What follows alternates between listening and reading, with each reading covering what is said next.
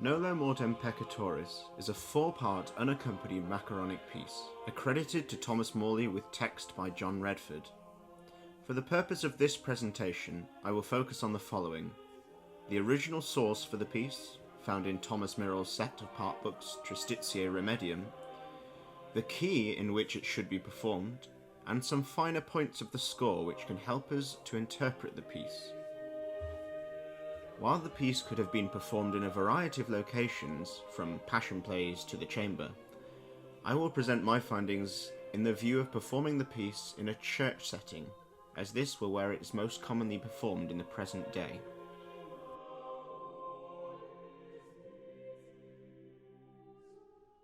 Thomas Morley was organist at Norwich Cathedral and St Paul's Cathedral, along with being a lay clerk for the Chapel Royal during his distinguished professional life.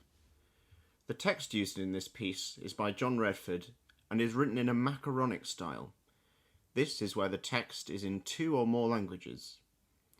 The main body of the poem is written in English, with the refrain "Nolo mortem peccatoris, haec sunt verba salvatoris" occurring at the end of each English verse.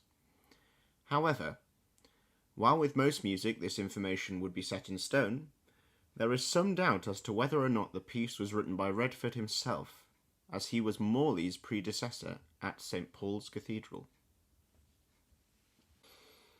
Although Morley is cited as the composer in the part books, doubts have been cast over this attribution. The slightly antiquated idiom of the music has led to John Redford, the author of the text, being suggested. Any other potential candidate would, presumably, have connections with St Paul's Cathedral between 1540 and 1590. Therefore, we must explore the possibility of who the composer is. During the life of John Redford, the Church in England was constantly fluctuating in its belief system. His life falls within the reign of Henry VIII, the king who is notorious for his dissolution of the English Catholic Church and the development of the Protestantism in England. For most of his life, Redford would have worshipped in Latin and nothing else, as the Catholic Church was yet to be challenged in England. However, in 1534, through the passing of the Act of Supremacy formulated by Henry VIII in his Parliament, England broke away from the Roman Catholic Church. This led to the introduction of the Great Bible, which, in 1538, brought a vernacular translation of the scriptures into churches, and also brought the destruction of Catholic works and decoration throughout England. Nonetheless, Henry VIII saw the use of a service in the vernacular inherently Lutheran, so, despite such disdain for the Roman Catholic institution, it would have been a bold and unlikely move on Redford's part to perform a macaronic anthem during either period of the English Church through which he lived. This then brings us to Thomas Morley. Morley lived later than Redford, his life almost perfectly paralleling the reign of Queen Elizabeth I. Queen Elizabeth's reign brought much change to English church worship. According to the Royal Museum's Greenwich website, Queen Elizabeth wished to create a new and moderate religious settlement derived from Henry VIII's break from Rome. This made Elizabeth's reign fundamentally Protestant, as she packed the Act of Uniformity, which set out the groundwork for the Elizabethan Church. It restored the 1552 version of the English prayer book, but kept many of the familiar old practices and allowed for two interpretations of communion, one Catholic and one Protestant. The bill was hotly debated but eventually passed by 3 votes. Using this information, it is likely that a macaronic anthem would be acceptable for use in worship during Morley's life. Thomas Wilkes was another highly acclaimed church musician of this time. His macaronic anthem, Gloria in Excelsis, is a 4-part choral piece which starts and ends with the Latin text Gloria in Excelsis Deo, with English text for the main body of the music.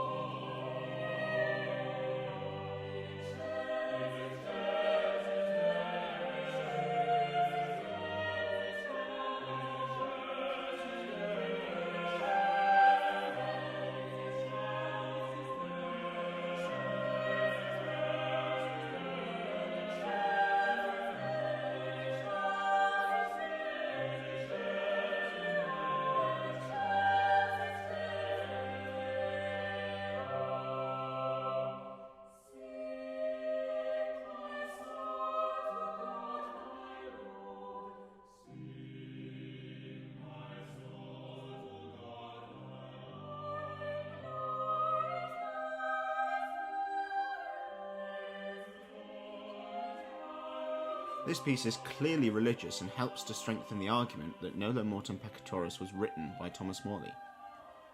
Along with this, the style of the piece aligns with the style Morley used during the early part of his career. According to Peter Lehure, Nolo Mortem Peccatoris is in a simple, imitative cum choral style that would seem to place it amongst Morley's earliest works. The melodic outlines of no fewer than 3 imitative points boldly cover the span of a seventh in characteristic early Elizabethan style. Despite this information, it is still impossible to place the piece in an exact year, but it is likely to have been from Morley's early career, placing it during his tenure at Norwich Cathedral. It seems acceptable for us to agree with this accreditation of the anthem to Thomas Morley. It shows traits of music written in the earlier parts of his life. By accepting this as a time frame, we can start exploring the performance aspects associated with this fluctuating time of art and religion. The original source has the piece ranging from F2 to C5, a range of 19 notes. This information is an important factor for an historically performed performance, as it narrows the range of possibility for keys in which the piece should be performed. Thomas Morley was responsible for writing A Plain and Easy Introduction of Practical Music, a work first published in 1597 that serves as a treatise on singing and choral composition. It is within these chapters that a student character, Philomathes, queries the number of notes made available by Morley's teaching. Why then was your scale devised of 20 notes and no more? Because that compass was the reach of most voices, so that under gamut the voice seemed as a kind of humming, and above E, la, a kind of constrained shrieking. This prose from Morley's treatise implies that Nolo Mortem Peccatoris is close to the maximum range of notes for a vocal piece. With the guidelines, it constrains the range to a maximum of 3 keys in which the piece can be performed. However, it does not specify which these are. We can use this quote in either direction for examination, but for this presentation I will examine the lower voice, under gamut the voice seeming as a kind of humming. This statement gives us an idea of the key centre in which to perform. Using the table Morley provided in his Treatise of Composition, we can be informed as we say that the F2 sung in the bass is gamut in the context of this piece, seeing as it is the tonic of the score provided. Does this then imply the key is the correct pitch? Not categorically. However, it does imply that it is the lowest note that the bass can sing with power. As such, in a performance environment, should we choose the key of the piece based on the deepness of the basses in the performance ensemble? Taking a different approach to the designation of the key centre, we must look at the history of the note A. It is well known that there was no attempt to standardise pitch across instruments or places in this time, with organ pitching varying from a high of A equals 567 Hz for the first simple pipe organs of the Middle Ages, to a low of A equals 377 Hz for the early modern German organ around 1511. This makes it impossible to determine how an F would have sounded where Morley was residing, as it varied so often. Now, if there were a surviving organ from Morley's time, then we could use it to make an estimation of pitch. However, according to historicalnorwich.co.uk, the earliest surviving written reference to an organ in the cathedral dates from the 14th century. A succession of new organs were built and later destroyed either by fire or deliberately through the centuries. As there is no recollection of an attempt to restore the Norwich organ from the 16th century, this path leads us down a dead end. Therefore, we have to make a judgment into our use of pitch by using the evidence we have.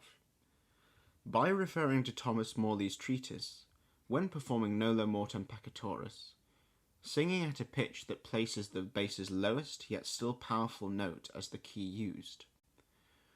According to Grove Music Online, a choral bass's regular range is from F2 to E4, which would imply that the piece can be performed in F. Thus, that is the pitch I would select when trying to be historically informed. Now that we have designated a key to the piece, we can look at some of the finer details of the score. There is a single discrepancy that can be found between the Tristitia Remedium version of this piece and the critical editions that have followed. This is a change in the note found in the tenor line from the original B-flat to an A. This change is not spoken of in the critical editions of the piece, but it is clearly notated as a B-flat in the original, making the note act as a suspended passing note.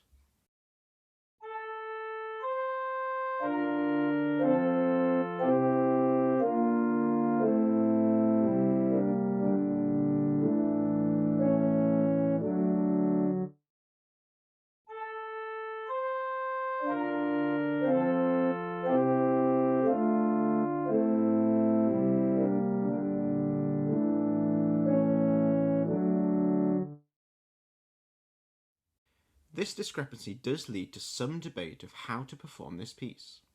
If the earlier score of the piece was written by Morley himself, then there would be little doubt as to which is the correct option. But, seeing as all editions are critically edited in one way or another, it is a decision based on the periodic style that must be made. The phrase from which this discrepancy is found is musically repeated both before and after the example. In both circumstances, the inconsistency is written as an A, implying that this phrase should continue the pattern.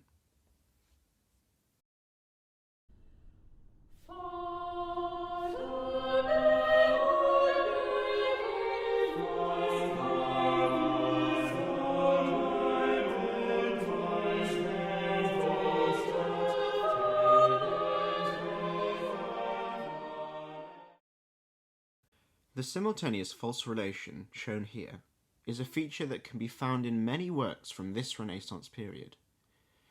It is a compositional style of this era that the melodic line of a piece is the central feature. According to Perkins, nowhere is there definition of the goals towards which the voices being combined should flow, or discussion of the manner in which the direction and termination of internal divisions could be made to relate to the conclusions of a composition or to one another.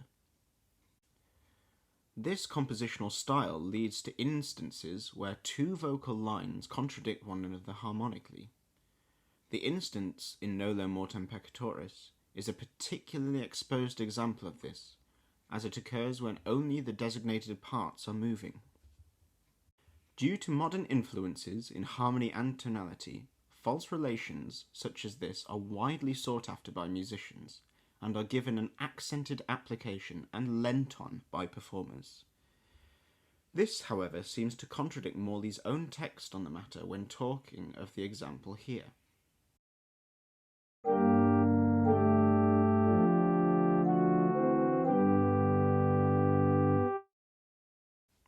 You have wrestled it out indeed. As for the faults, they are not to be corrected. What? Is the lesson so excellent well contrived? No, but except you change it all, you cannot correct the fault, which, like unto an hereditary leprosy in a man's body, is incurable without the dissolution of the whole. Discord against discord. That is, the treble and tenor are a discord, and the bass and tenor likewise a discord in the latter part of the first semibreve of the last bar, whereof amongst many evils, this is one of the worst. This quote strongly implies that the false relation in question should be performed, but should not be stressed in the way we have come to expect.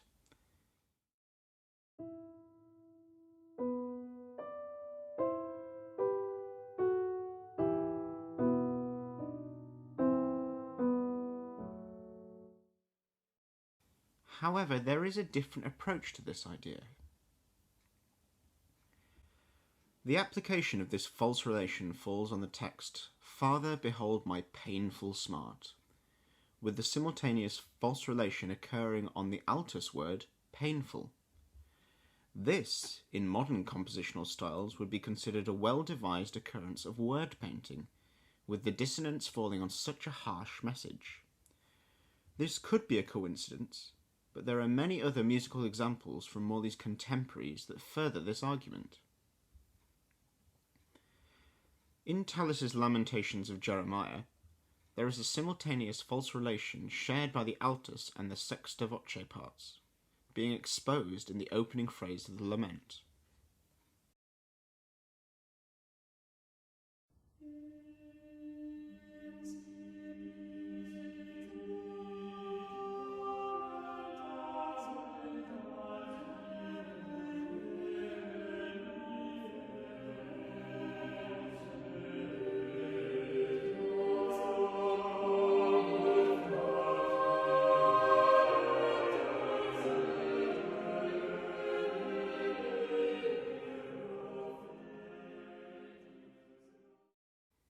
For an even stronger association of similar false relations, we can view the first dirge anthem from the service of the burial of the dead, accredited to Morley himself.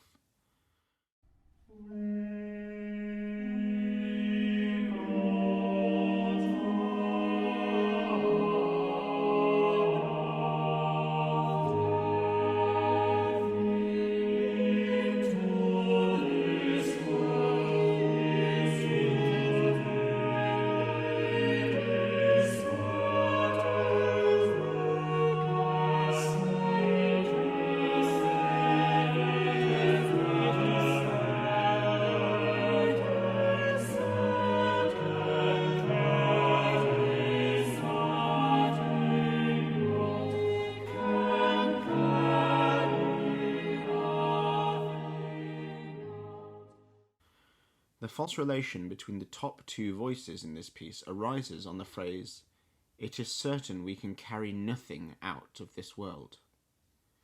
This use of simultaneous false relations on painful declarations gives us the indication that, although false relations were not seen as appropriate in beautiful music, they could be used to show the deformity of the text when it was called for. Therefore, in a performance, it is possible that false relations were stressed upon in the name of painful text.